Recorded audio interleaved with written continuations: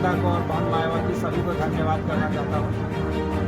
मैंने बहुजन समाज पार्टी का कल ही मिला हम लोग को टिकट और वहाँ से डायरेक्ट हम लोग आ ही रहे हैं। बीच में लोगों ने जो भी रिसीव किया उसके बाद हम आप लोगों के सामने मौजूद हैं। कहने का मतलब है कि इस बार बहुजन समाज पार्टी बहुत ही दमदार तरीके से आ रही है। अगर उन लोगों को बहुत लोगों को लग रहा होगा कि बहुजन समाज पार्टी को कोई पछाड़ देगा तो वो संभव नहीं है।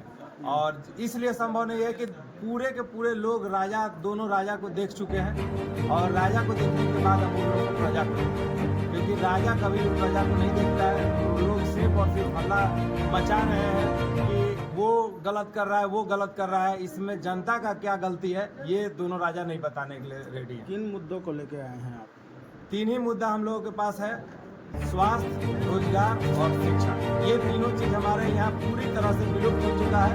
जैसे कि आप हर जगह देख रहे होंगे कि जो बच्चे मध्याह्न भोजन के लिए जा रहे हैं, जो भी खिचड़ी खाने के लिए जा रहे हैं, उन लोगों के लिए कोई नहीं बात करेगा। उन लोग किस तरीक़ा से आगे बढ़ेंगे उसके लिए कोई नहीं बात करेगा। राजा का बेटा राजा बनेगा, यही सोच के इन लोग रखे हुए हैं कि हर राजा, आज कल हम राजा थे, आज मेरा बेटा राजा होगा, इसी तरह से सोच के इन लोग रखे हुए हैं। लेकिन अब ऐसा नहीं होगा। अब इन लोग का काम पूरी तरह से सब लोगों के बीच में आ चुका है। कोई शिलान्यास कर रहा है, झूठा शिलान्यास कर रहा है, तो कोई झूठा पैसा दे के और यहाँ की महिलाओं को खरीदने का काम कर रहा है। मैया सम्मान योजना के थ्रू पहले 1000 था, फिर 2100, फिर 2500। ये लोग सिर्फ डाक बोल रहे हैं। आज हम इतना देंगे, कल तुम इतना देंगे, उतना से कभी किसी जनता का भला नहीं होना है। अगर इन लोग को जनता का भला करना है तो बहुजन समाज पार्टी को चुनना ही पड़ेगा। 25 तारीख को हमारा नामांकन है। रोजगार के लिए कम से कम 25,000 से ज़्यादा हम लोग रोजगार देने वाले हैं, इसमें कोई संदेह नहीं है। 10,000 का रोजगार तो आज हम खुद ही दे सकते हैं, आज के डेट में हम दे सकते हैं।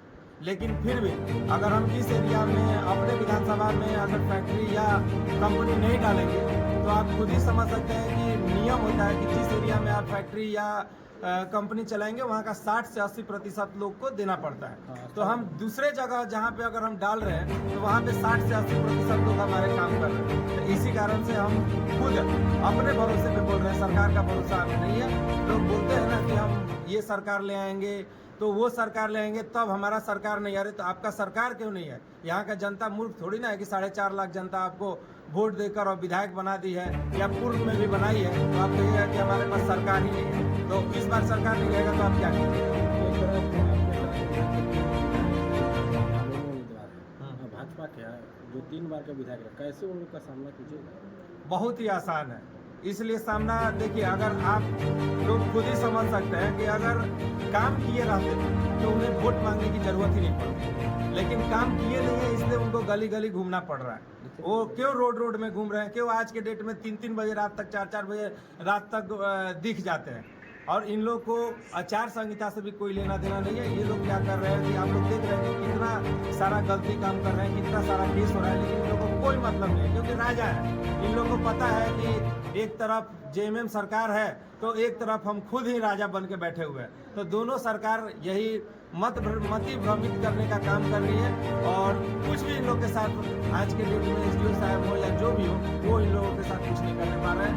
रेगुलर इन लोग का उल्लंघन हो रहा है और आचार संहिता का उल्लंघन हो रहा है, लेकिन किसी तरह से कोई कुछ नहीं कर रहा है। हेमंत सोरेन आए थे, उन्होंने बोला कि अगर इस बार छोटे राजा विधायक बनते हैं तो हम यहाँ पावर प्लांट, एक तरफ विधायक जी कहते हैं कि हम सीमेंट प्लांट बनाएंगे, आप किस चीज़ का प्लांट बनाएंगे?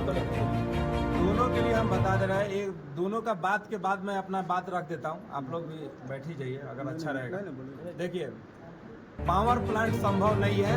इसलिए पावर प्लांट संभव नहीं है क्योंकि अब सरकार सब कुछ सोलर के ऊपर स्टार्ट कर रही है। पावर प्लांट से जितना धुआं निकलता है वो सरकार कभी मंजूरी देगी ही नहीं।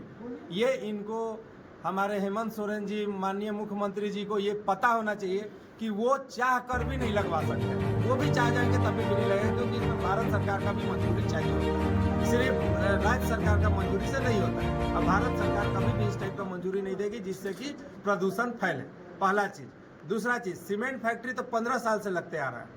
पावर प्लांट तो एक बार शिलान्यास हो भी चुका था, तो कितना बार पावर प्लांट और सीमेंट फैक्ट्री के नाम पे जनता को धोखा देते रहेगी। जनता समझ चुकी है कि इन लोग सिर्फ धोखा देकर और वोट लेने का काम करते हैं। वोट लेने के बाद किसी को कोई मतलब नहीं है, आप मरिए जिए कोई नहीं, अंतिम में फिर से इन लोग के पास रहेगा। जैसे कि बहुत सारा जगह आप देख रहे होंगे कि शिलान्यास जो हो रहा है उसके लिए पैसा लोग उठा ले रहे हैं, पैसा उठा ले रहे हैं ठेकेदार से, और उसी से इन लोग को इलेक्शन लड़ना है। 20 करोड़ रुपया 25 करोड़ रुपया उठा लिए और बजाय वो सब पैसा जनता में बांटने का इन लोग काम करेंगे और उसके बदले में फिर वोट लेंगे। तो 20 करोड़ की जगह 200 करोड़ हम लोग कमवाते हैं। हम लोग का जनता का आँख खुलना चाहिए इसमें कि कोई भी कुछ नहीं कर सकता है। दारू पानी और पैसा पे अपील करते हैं पूरे जनता से कि न बिके, नहीं तो आप लोग का जिंदगी बिक रहा है। आप लोग नहीं बिक रहे हैं, आप लोग का जिंदगी और आपका भविष्य बिक रहा है। अगर इसी तरह से करना है तो करते रहिए, कोई दिक्कत नहीं है। आगे फिर से यही चीज होता रहेगा और लास्ट में जैसे बच्चा को यहाँ डंडई में मार मार के 4 दिन तक और 5वां दिन उनको मार दिया गया, डंडई में का थाना का जो केस है, उसी तरीका से किसी के साथ कभी भी हो सकता है। वैसा कुछ भी नहीं है। इसी तरह का कधवन में भी एक केस देखने को आया है, वैसा ही केस हमेशा मिलता रहेगा। दोनों राजा हैं, इन लोग के साथ कुछ भी नहीं। जनता से यही अपील रहेगा कि उन लोग सोचे समझे फिर वोट दें। इस बार दारू पानी पैसा पर वोट देने का काम बंद करें और अन्यथा उन लोग अपने आप को नहीं, अपने पूरे भविष्य को, अपने नाती पोता सबको, अपना तो जीवन खत्म कर ही चुके हैं, नाती पोता बेटा सबको बर्बाद करते चल